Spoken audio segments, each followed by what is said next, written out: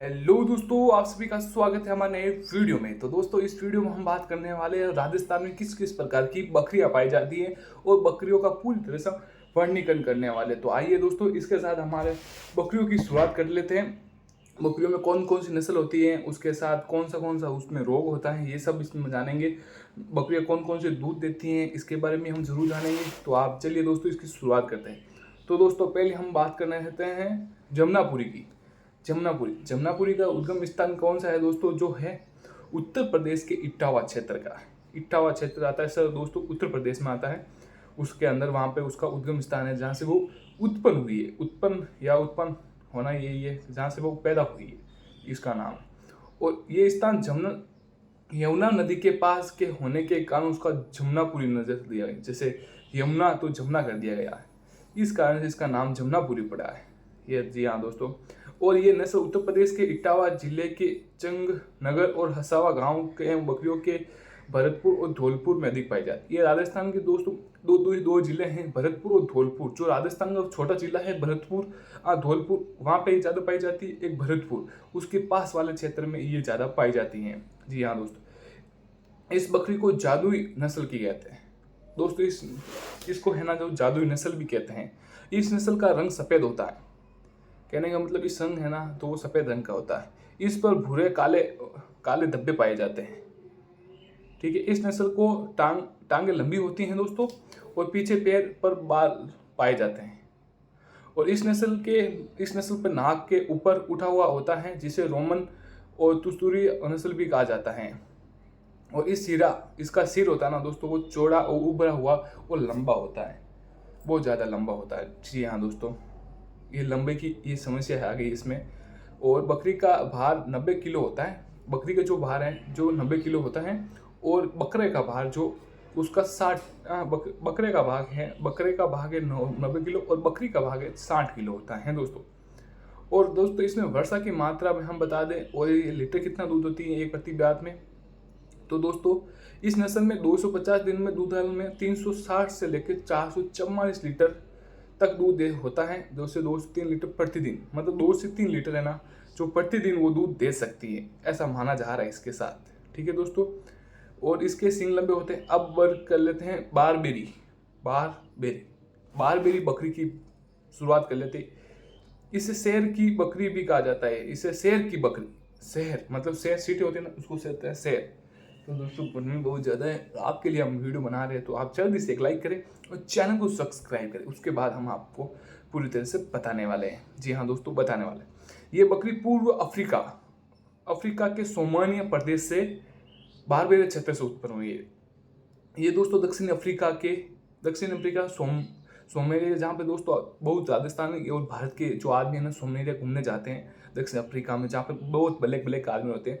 वहाँ से इस बकरी की उत्पन्न हुई थी और भारत में इसको लाया गया है। इस नस्ल दिल्ली, हरियाणा, गुड़गांव, करनाल और उत्तर प्रदेश के मथुरा, आगरा जिले में ये जहाँ तक पाई जाती हैं।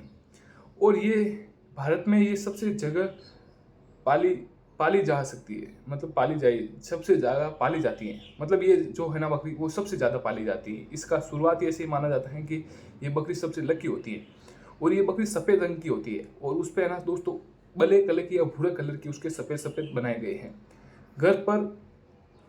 घर पर पालने के लिए और शहरों के लिए उपलब्ध नस्ल, घर के लिए और शहरों में जो बाद में काम करते हैं उनके लिए भी ये नस्ल सही मानी जाती है, जितना हमने सुना है और इसमें लिखा हुआ है वो बता रहे हैं। और इस नस्ल में कौन छोटे छोटे होते हैं। इनके पैर पर मध्यम आकार व शरीर भी मध्यम आकार का। तो उसके दोस्तों ऊपर वाले सींग है ना, वो छोटे ही होते हैं। और मुंह है ना, तिक्का जैसा होता है, तिक्का लंबा। जैसे एक बीटल नाम की आती है, उसका चौड़ा होता है, तो इसका छोटा ही होता है।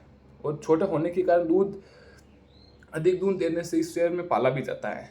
अतः इसे शेरी बकरी भी कहा जाता है। मतलब ये ज़्यादा दूध देने के कारण ये उसको पाला भी जाता है, और इसे शेर बकरी भी कहा जाता है। इस नस्ल में सींग छोटे और मुड़े होते हैं, और नर में दाढ़ी भी आती है। जो मादा होती है, नर बकरा होता है, उस पर भी दाढ़ी आने जाती है। और दोस्तों, इस नस्ल के आयाम विकसित थने लंबे होते हैं। इसकी जो दूध निकालने की प्रक्रिया वो बड़े होते हैं, कहने का मतलब ये है। और ये औसत दूध उत्पादन देती है 2.5 से 3.5 किलो के बीच में। और इसमें दूध की वर्षा की मात्रा दोस्तों इसमें बहुत ज़्यादा होती है, 4 से लेके 5% वर्षा होती है। और ये नस्ल दूध अथवा मांस दोनों के लिए उपलब्ध है, अर्थात द्विजनिक नस्ल भी कहा जाता है दोस्तों, इसको द्विजनिक नस्ल भी कहा जाता है। ठीक है, ये बकरी 12 से 15 माह की अवधि में 2 बार युद्ध करती हैं और एक बार में 2 बार बच्चे पैदा करती हैं। जी हाँ दोस्तों, नर का भार 48 किलो होता है और 23 किलो मादा का भार किया जाता है। ठीक है दोस्तों, बारबेरी की हमने बात कर ली। इसके पैर मध्यम आकार के होके और शरीर आगे की तरफ झुका होता है। अब हम बात कर लेते हैं बीटल नस्ल के बारे में। बीटल नस्ल कौन सी होती है और किस तरह काम की जाती है?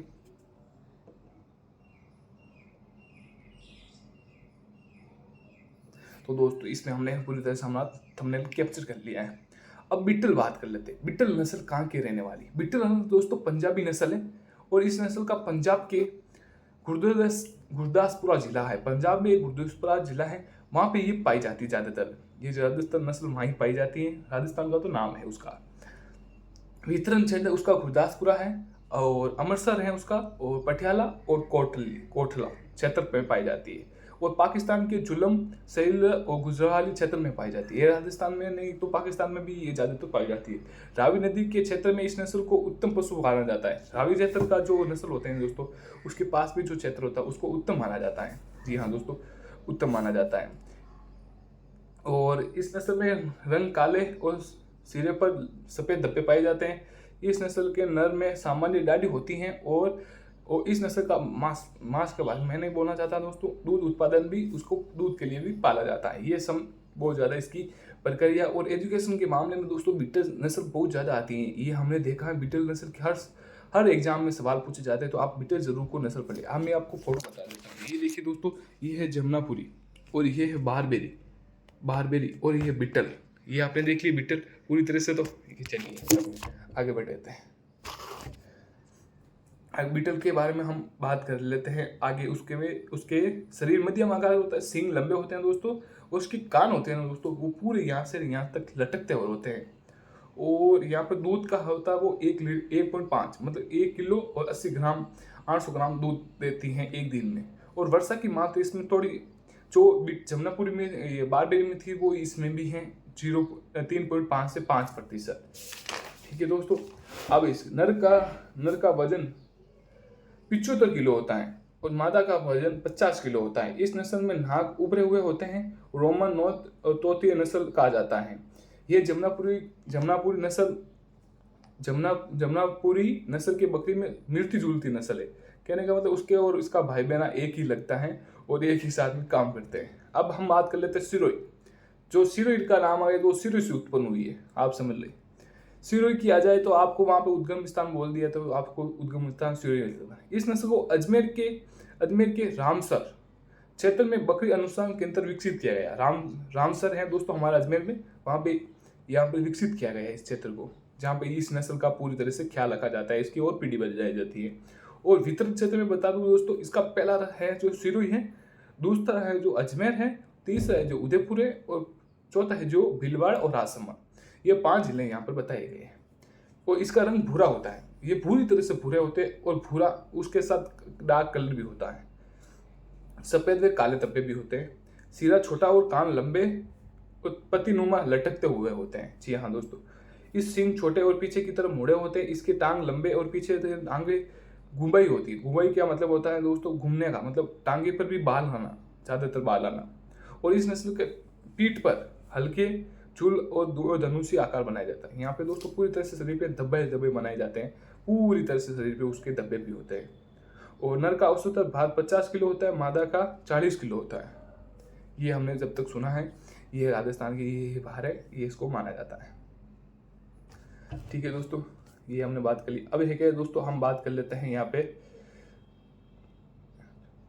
जखराना के बारे में, जो राजस्थान की बहुत गुस्से वाली नस्ल है, उसके बारे में बात कर लेते हैं। ये राजस्थान के अलवर के बरोड़ा शहर की नस्ल जयपुर और अलवर में अधिक मिलती हैं और डेयरी प्रकार के लिए अच्छी मानी जाती है इस नस्ल को। और कान पर काले और सफ़ेद धब्बे बनाए जाते हैं उसके, और बीटल प्रकार से झूलती हुई नजर आती हैं। और दूध में इसको 3 से 4 किलो मिलाई जाता है। इसके खाल का उपयोग चमड़ा में किया जाता है। इसका मतलब तो दोस्तों इसके चार जो चमड़ा होता है उसके लिए इसको पाला जाता है। माने कि दूध तो होगा उसका, लेकिन वो उसके लिए बनाया जाता है। ठीक है दोस्तों, और हम परबसरी के लिए बात कर लेते हैं। और दोस्तों ये इसका जॉइन भी करवाए दे दिया जाता है, और इसको मांस और दूध में दोनों में कार्य में ये नस्ल काम में ली जाती है।